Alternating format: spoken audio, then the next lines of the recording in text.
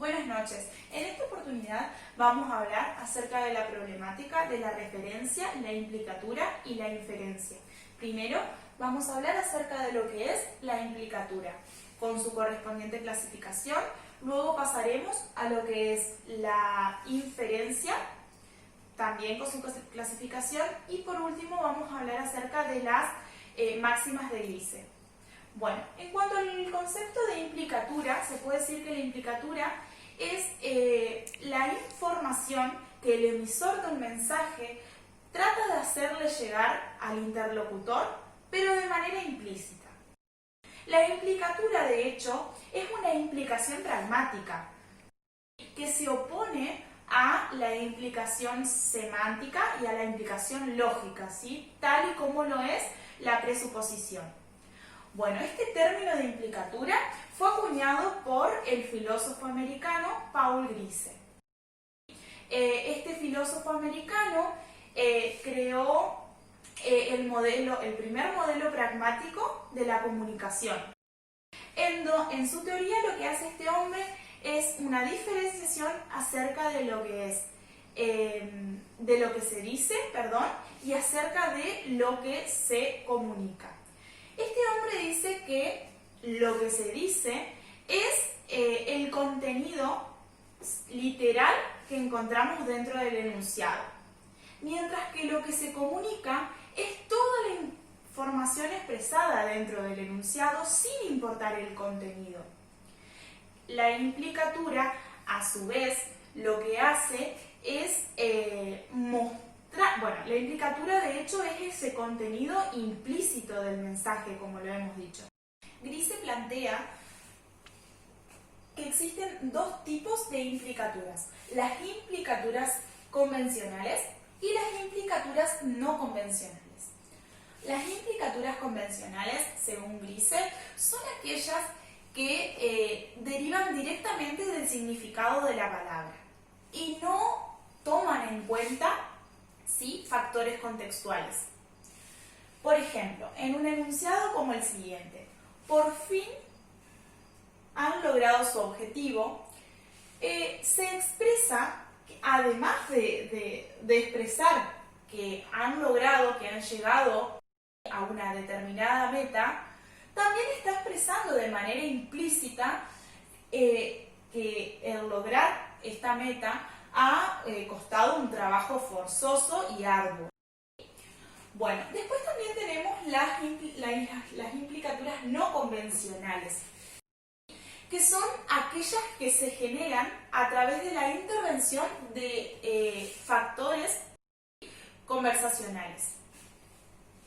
Por ejemplo, es importante aclarar que a estas, que se generan a través de factores conversacionales, también se las denomina implicaciones no convencionales o implicaturas no conversacionales, pueden ser llamadas de dos maneras: implicaturas no convencionales o implicaturas conversacionales.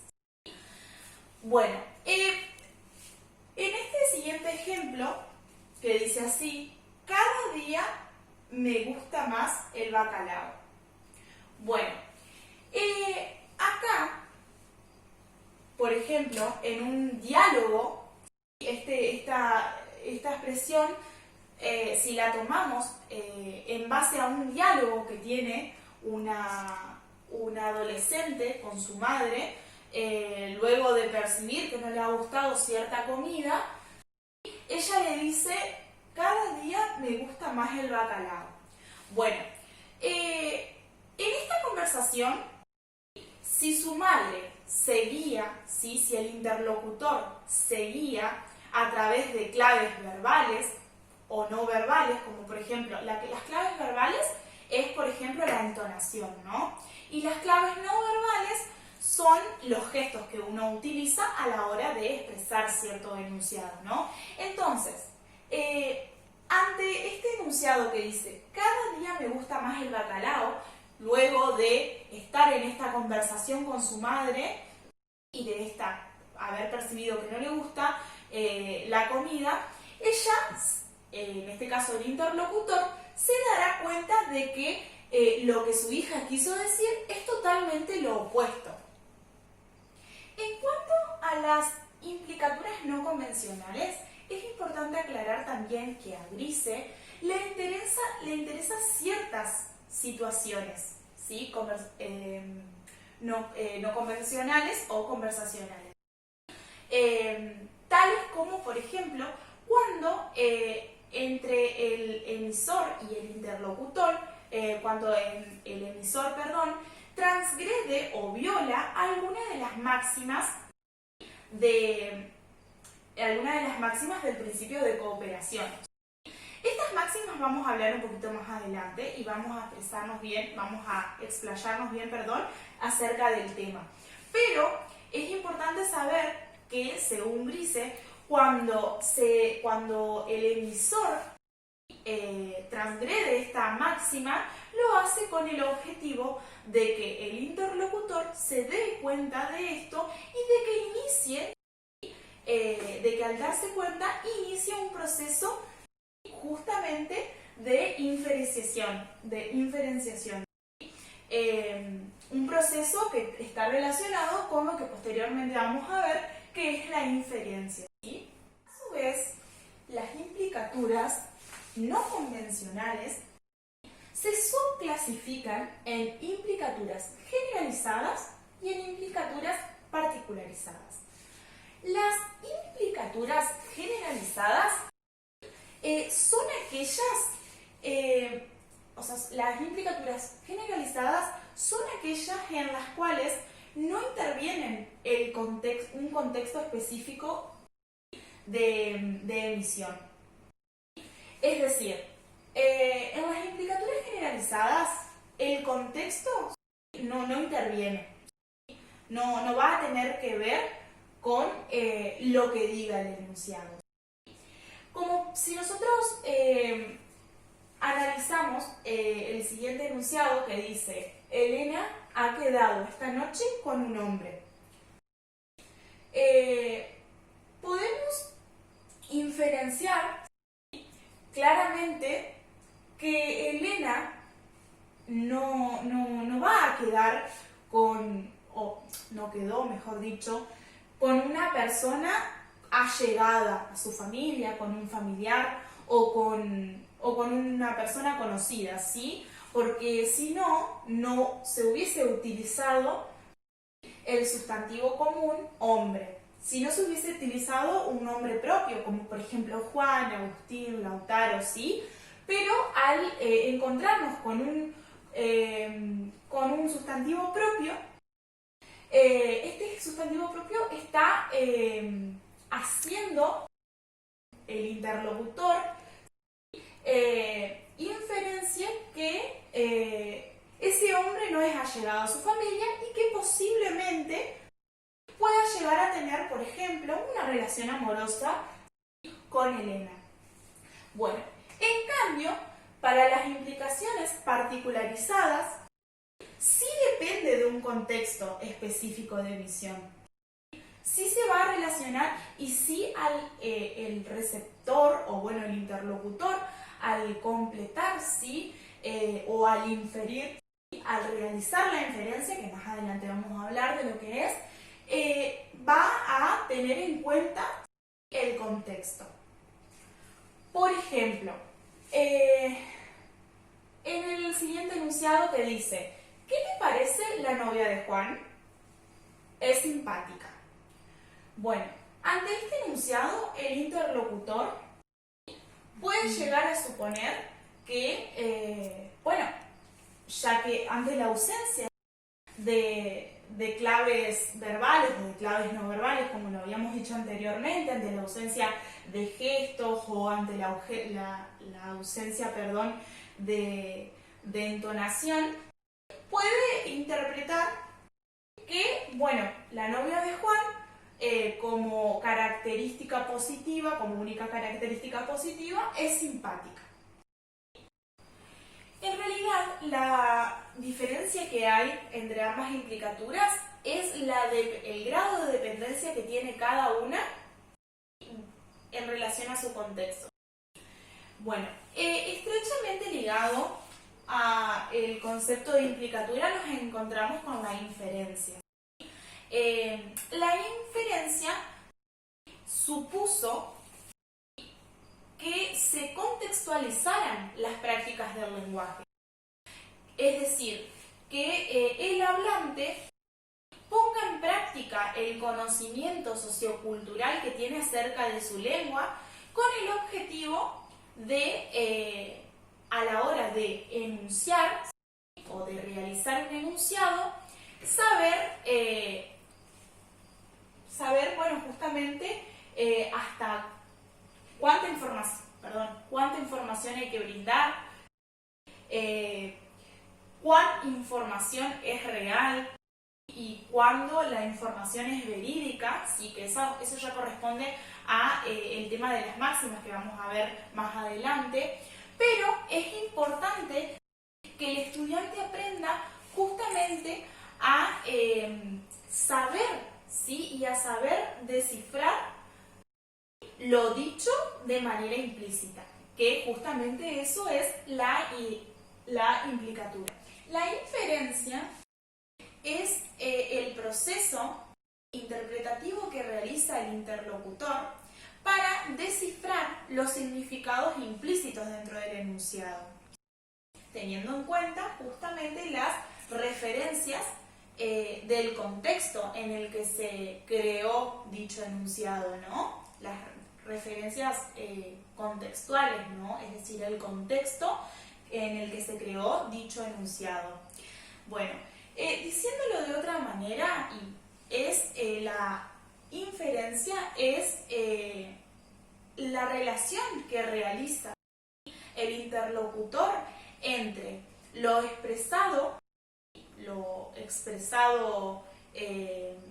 literalmente dentro del enunciado y lo que se expresa de manera implícita. La inferencia lleva justamente a lo que es la implicatura, digamos.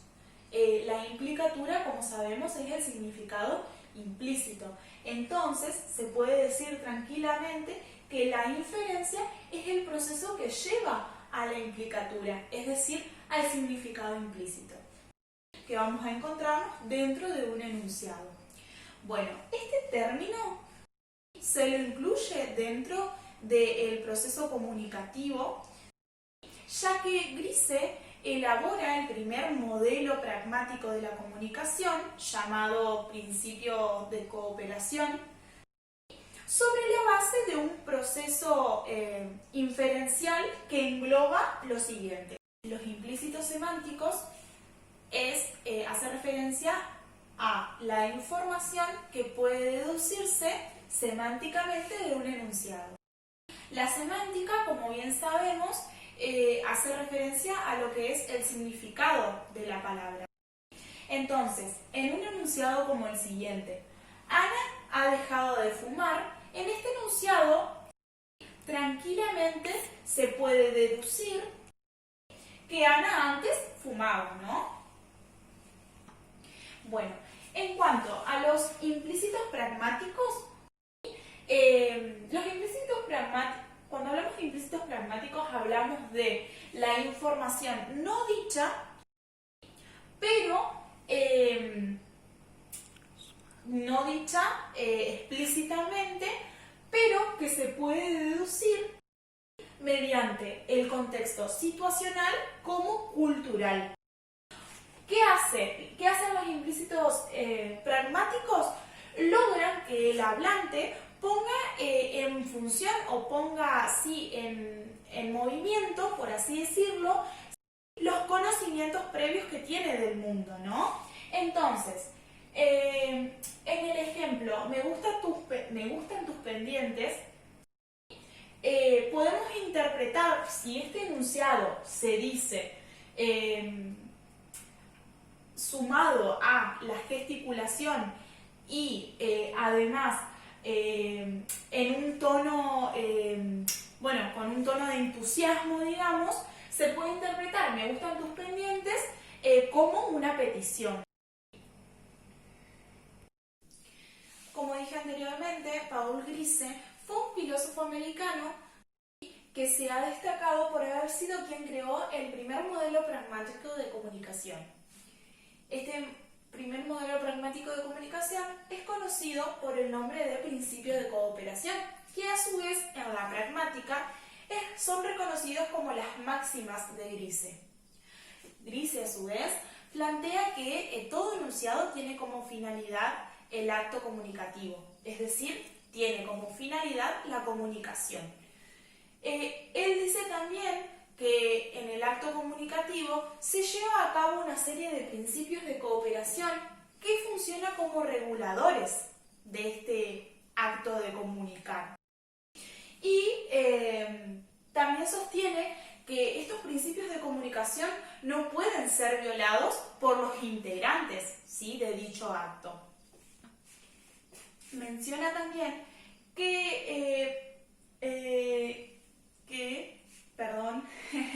menciona también Paul Grise que el contexto es muy importante al analizar un texto o una conversación, ya que dependiendo del mismo va a ser o vamos a interpretar el significado de lo que se quiso decir en el acto comunicativo, es decir, en el enunciado.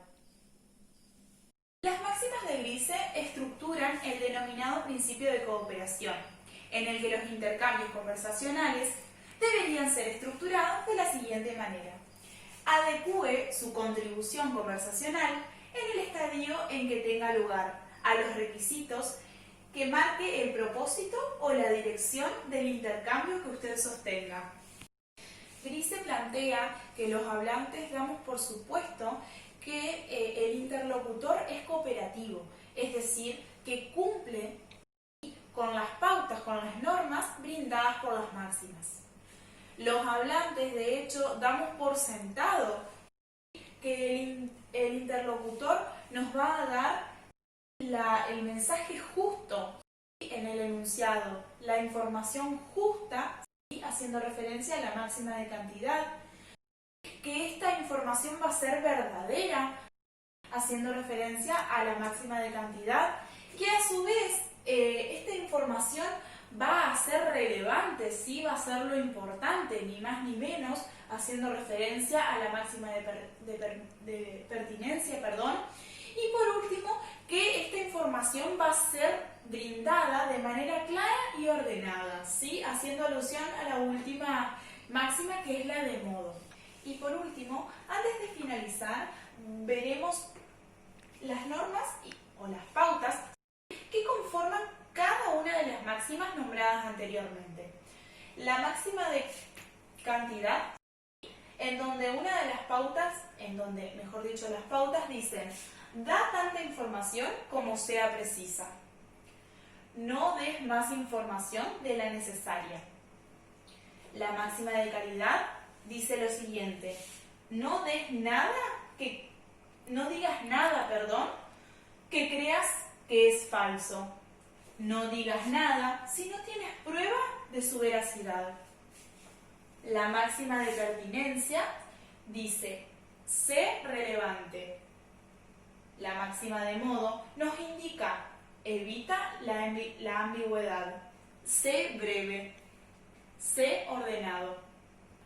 Antes de finalizar la clase, quiero manifestar mi agradecimiento para con ustedes. Gracias por su atención y espero que la clase haya sido clara y que les sirva de mucha ayuda.